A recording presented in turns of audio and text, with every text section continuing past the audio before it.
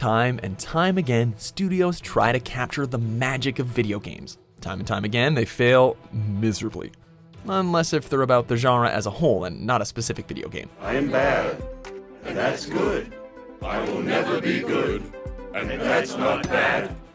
Before we begin, be sure to subscribe to MojoPlays and click on the links in the description to vote on upcoming content.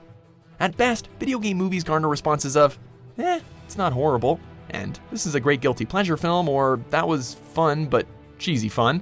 Those were $500 sunglasses, asshole. And at worst, they're BloodRayne. In 2014, we made a list of the top 10 worst offenders, a daunting task when you're spoiled by choice. Back then, we put Uebol's cinematic pile of vampire waste at number 4, but the director still made the top of the list because of Alone in the Dark, which would later make it onto several more of our worst lists. Now, as we revisit the topic here at MojoPlays, we've put BloodRayne where it belongs, as the worst video game movie of all time. Yep, even worse than Alone in the Dark. God damn it! There's a lot of components that go into making a movie good, and Uebol seems to fail at all of them. His characters are dull, his set pieces are uninspired, his stories have been known to put insomniacs to sleep, and the action sequences are completely nonsensical, to the point where watching kids play fight looks more convincing. And while Alone in the Dark does fail in spectacular fashion, BloodRayne is on an otherworldly level of, what the hell did I just watch? The most infuriating thing about god-awful video game movies is that they're often based on existing franchises. Successful franchises. Otherwise, why make a movie to begin with? This means that the characters and their story are already established and basically ready to go. Now, we don't mind little tweaks here and there. There's some things in gaming that wouldn't translate well to the big screen. That, and if you're gonna copy a game word for word, what's the point of watching a movie? As long as the movie resembles the game at its core, most people would be willing to give it a shot though. So, at their core, the BloodRayne games are about a kick-ass half-vampire woman going on some bloody adventures. She wants to kill her father for raping and killing her mother. She is an agent of the Brimstone Society, which works to protect the world from any supernatural threats. So it's sort of like Blade mixed with Tomb Raider. Sounds simple, right? Well, the plot in the movie is this weird mix of the two games, but it's really sloppily put together. Like Bull decided to cut up the plot lines and then glue them together like a collage. If it's based on the first game, then Kagan shouldn't be the big bad guy, as the first game focuses more on Rain joining Brimstone and the missions they assign her. But if it's based on the second game, there should be a cult of Kagan, a group made up of his offspring that's trying to stop the sun from harming vampires.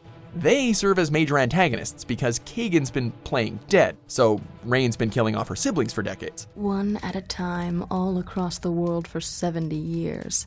I think I'm nearly done. Of course, and you probably saw this coming, none of that is in the movie, since the movie can't even get the time period right.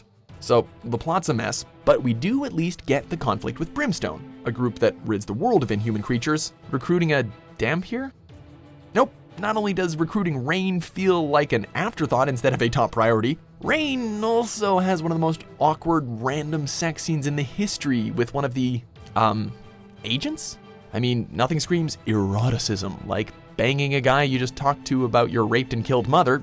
Just listen to that cell door creaking. He lost his parents too, you know. Which brings us to the biggest offense in this movie. Rain, played by Kristana Loken.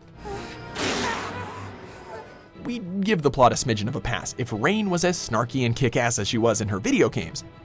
When we first meet her in the games, she has no problem drop-kicking a vampire and breaking her arm. Her intro in the movie? Kidnapped and easily tortured in a circus and then locked in a cage between shows. Not only that, but her actress seems to be all smiles and laughs in her first dialogue scene despite, the whole abused and being locked in a cage part. She's basically a wilting flower who on occasions does some flips and lucks into stabbing the right baddie. But she spends more time being locked up somewhere than she does actually fighting, if you can call what she does fighting.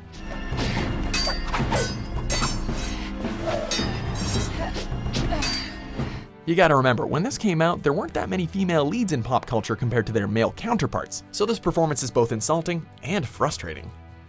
We suppose that the rest of the cast is just as lazily thrown together. Say what you will about Tara Reid, but at least you know what emotion she's trying to emote.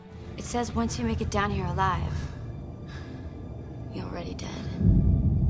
But that's not the case here. It's actually worse than bad acting. It's a cast that doesn't care, at all. even if you know that they're actually literally capable of Academy Award-winning performances. We're looking at you, Mr. Kingsley. They're either half asleep or hungover, or maybe both. Ungrateful bitch. Just look at Michael Madsen over here. Could you give less of a crap about being fatally stabbed? There's also Billy Zane, who looks like he didn't even read his lines before they started filming. Together we will stop this madness and bring peace to these lands, your beloved father, etc., etc. Then there's Meatloaf, who is, I think he's drunk, but he might just be Meatloaf. And Michelle Rodriguez trying to do a British accent. Let me read that one more time. Michelle Rodriguez trying to pull off a British accent. Be sure this message arrives. It is of grave importance. We should have just led with that and called it a day. Anyway, all of this is to say, maybe they all needed to buy a new house, but then again, we can't imagine making much off of a Uwe Boll production. And it's definitely not enough to star in what we have deemed the worst video game movie of all time.